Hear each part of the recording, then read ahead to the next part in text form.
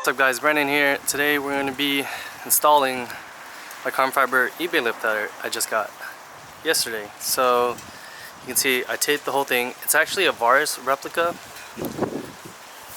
but it looks pretty good. Fitment is really good, surprisingly, for an eBay lip. I'll link it down below in the description if you guys want to check it out. I'll show you guys the final product. I taped it so I wouldn't scratch it on installation. I got lucky because I found the clamps. So you want to clamp it up and test your fitment first. You can see I clamped it between the drilling points so it wouldn't move when I drilled it. Drilled out all the holes with a 1/4 inch. And now I'm going to go to the hardware store, get some washers and bolts to bolt this thing right up. And then that's it. I'm going to rip off the tape and show you guys what my car looks like after when we're all done. Guys, I went to the hardware store, Home Depot, bought a 1/4 inch bolt. It's 3/4 long. I bought a washer and I bought a 1/4 inch nut. 2 washers on each side.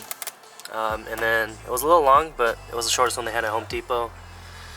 And we're gonna go ahead and use that. And I measured the hole with the caliper, so if you have a caliper, it comes in handy. The closest size, or standard size, was a 1/4 inch. Guys, I barely finished. The sun is set already. It's getting really dark. Let me show you guys the fitment.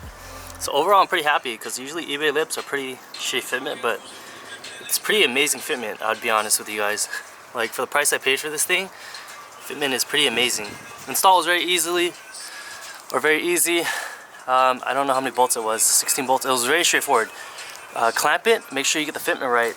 I didn't mark the holes. I just drilled straight from there. Got the hardware, 2 washers, a nut, and a bolt.